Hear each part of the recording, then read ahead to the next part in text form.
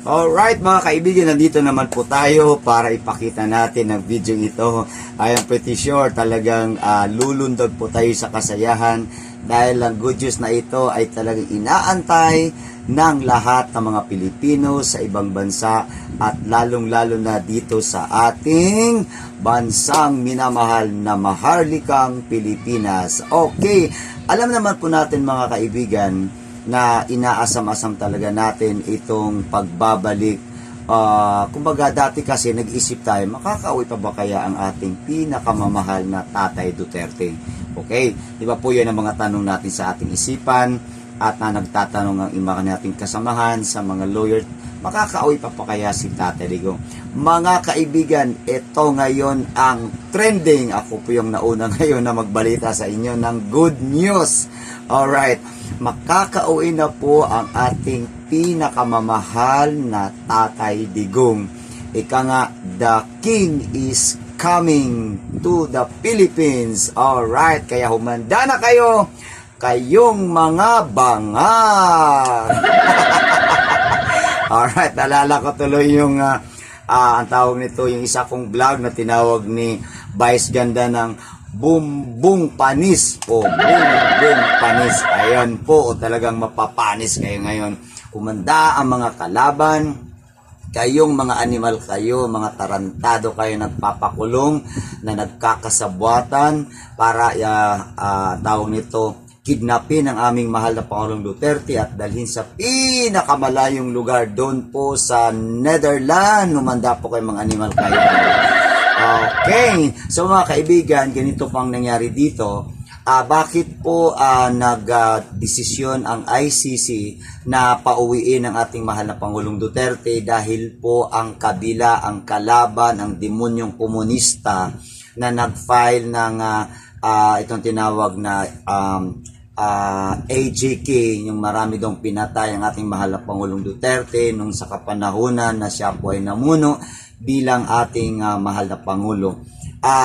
Sila po ang nag-file nitong kaso para po si Presidente Duterte ay madala po dyan sa Netherlands. Walang iba itong mga demonyong komunista. Kaya po, unang-una ako nagpapasalamat na hindi po nakapasok ang maraming party list na mga putang inang komunista. Pasensya na po ngayon pero yan po ang dapat natin na itawag sa kanang mga demonyo po, yan ang mga komunista na mga party list. Pasalamat po tayo na hindi po sila lahat nakapasok dahil pag nakapasok po yun, yan na naman po ang gagamitin itong si Tambaluslos na si Speaker Romualdez. Ewan ko na lang kung magiging speaker siya, okay? Ewan ko na lang. Alright, so mga kaibigan, ipapakita natin sa inyo itong tawag nito, video na kung saan ito pong si Madam Hanilit Avansi. Ito po yung asawa ni President Duterte na talagang nakakaawa po sila nung sumali po sila sa isang rally na talagang halos maiyak-iyak si Ma'am Hanilit at saka po itong pinakamamahal nating anak ni Tatay Digong, the youngest daughter na napakagandang bata, okay? Si Miss Katie. Alright. So, uulitin natin, kaya nga po na nagdesisyon ang ICC na pabalikin na lang po ang ating Pangulong Duterte dahil sa kadahilanang hindi po matatag ang kaso ng kabila. Marami pong ni-request ang ICC doon sa kabila na kailangan nilang sagutin. Unang-una, kung naalala mo, sabi po ng panel ng ating lawyer ni Presidente Duterte, kung talagang ang kabila ay seryoso sa kanilang kaso laban kay Presidente Duterte, abay dapat nandun po sila sa Netherlands. Okay? Ngayon, ang tanong, itong lawyer din nila na isa ring komunista na demonyo, ay baka pinaasa itong mga, ang tawag nito, itong gagawin nilang witness, okay? Na namatayan ng mga anak, ganito, kesa daw ganito, baka pinaasa na may matatanggap ako siguro kayo kapag mag-witness po kayo laban po kay Presidente Duterte. Baka nag-iba na ang kanilang hatian. baka iba na ang hatian ng mga witness sila. Okay. At ang pinaka rito, nung nagsuggest po, nag-request po ang council ng ating mahal Pangulong Duterte, kung talagang pupunta sila ng Netherlands, kailangan silang kuna ng mga ID at mga passport. Kaya lang po ang tanong, sa napakarami nilang ang tawag nito, they promise yung mga witness na talagang sabi gano'n, sumali kayo rito, magpalista kayo rito para dumami tuloy tayo, na kailangan masadlak itong former President Duterte. Ito ang tanong, baka kako pinangakuan ng thousands of money, kaya pala dumami. Ito ngayon ang tanong, papunta sila ng Netherlands, sino ngayon na magbabayad? Ang lawyer ng kabila. So, hindi nila nasagot, hindi nila na-provide ang required ng ICC para sana magiging katibayan o patunay ang kanilang kaso kay President Duterte. Kaya sabi natin sa ating sabi ng ating mga kasamahan, ang Diyos po sa itaas ay hindi po natulog. Hindi po natutulog ang Diyos. Hindi pwede na ang kasamahan, ang kadimunyuhan, ang manatili na hahawak sa ating bansa. Okay, so palakpakan po natin ang ating lawyer na si Mr. Kaufman. Alright, at ang ating mga kaibigan na mga Pilipino na patuloy na nag-aantay sa kay President Duterte kung kailan po siya pauwiin. Pero eto na po, ipapakita na po natin ang pinaka video na inaantay ng lahat. Alright, panoorin pa natin. Andito na, okay? Panoorin nyo. Isang kinsang mga kahit sino daw ng mga bangag. Okay. Grabe ang pasasalamat ni Ma'am Abansi Manilit. Ayun.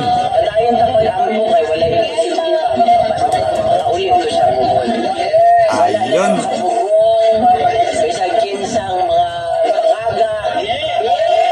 Wala na ba mga kahit sino na nabangag.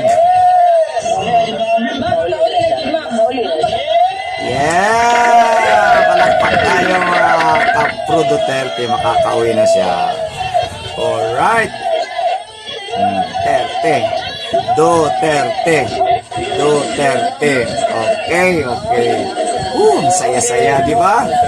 Talaga nakakapagtatayo ng balahibo natin na nalaman natin ng balitang ito, ano?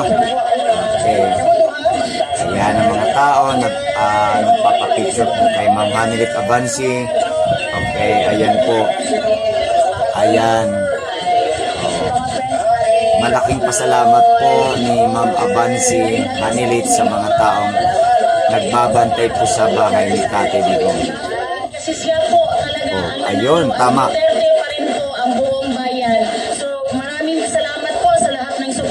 Ayun. Pagmamahal at respeto niyo po na ibinigay kay Tatay Digong. We want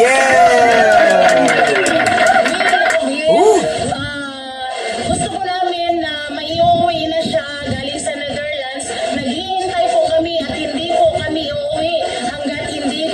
Okay, tama. Alright.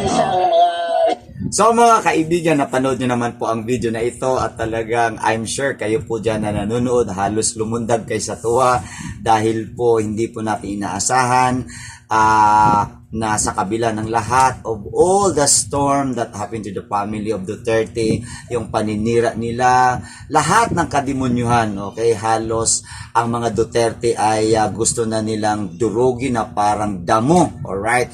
Pero nanatili pa rin ang tatag ng pamilyang ito. Kaya sabi ng mga political expert na kapag nalampasan ni Vice President Sara Duterte ang kanyang impeachment, tatawagin na po siyang kinakatakutan na political leader ng ating bansa. Isipin mo, kahit siguro kayo mga kaibigan ko, sa dami talaga ng gusto nilang gawin kay BP Sara, lahat na, okay? Pero nanatili pa rin si BP Sara na matatag at talagang itinapon niya, okay, sa Ilodoro, o kayang iba, itinapon niya doon sa may mabahong kanal. Yun, ang mga kalaban niya sa politika mula Luzon, Visayas at Mindanao. Ayan. At ang hindi natin makakalimutan, itong napakakapal na mukha ni Governor Gwen Garcia, ng Governor ng Cebu, na halos ayaw tumayo sa kanyang upuan dyan sa loob ng Kapitolyo ng Cebu. Na hindi natin maintindihan, ano ba, may nakadikit ba na alkitran dyan sa puwet natin, baka hindi tayo tumayo, okay? Pero alam nyo po, lahat po ng mga kalaban ni BP Inday Sara ay talagang tinaob ni BP Sara nitong dumaan lang na eleksyon. Alright, ito lang yung inaano natin ngayon, itong tawag nito, yung mga dayaan na talagang halatang halata, malinaw pa sa sikat ng araw ang dayaan nitong si George Garcia. Ayan, animal ka, pagbabayaran mo ang pangtarantado, pambababoy mo sa nangyaring eleksyon na ito. Alright, pagbabayaran mo yan, George! Pagbabayaran mo yan, George. Okay, mga kaibigan, lalong-lalo na ito na magpapasalamat tayo. Palakpak tayo, alright? Palakpak tayo. Dahil po kahit si President Duterte ay nakakulong sa Netherlands, pero ang kanyang pagmamahal, ang kanyang espiritu ay nandito pa rin sa puso ng mga Pilipino. Ayun. Kaya po nanindigan, nagdesisyon ang mga taga Davao na talagang ilampaso si Nograles doon sa kanal na mabaho. Ayan, panalong-panalo po ang ating Tatay Digong, okay? Alam nyo kasi, narinig kasi namin na hindi raw sila bubuto kay Tatay Digong kasi po, nakakulong daw siya sa may Netherlands. Ang mga bobo talaga, mga kakabubo. Oo, lahat na palakpakan natin ng mga bobo at pagtawa natin ng mga bubo, tumawa ulit tayo, mga bubo, palibhasa kasi mukhang pera. Ayan, okay. Hinakalimutan nila na ang mahal nating Pangulo ay dinala po sa Netherlands, hindi po ibig sabihin konbiktado na siya. Okay? Mga bubo! Ayan. Okay. Hindi nila alam na parehas lang ang batas ng Netherlands at saka Pilipinas. At nakalimutan nyo na si Tatay Digong kaya napunta doon sa mga puti dahil pinakidnap siya nitong ating tinawag ni BP Sara na ngagba. Yun. Ulitin natin, ngagba. Ayan, okay?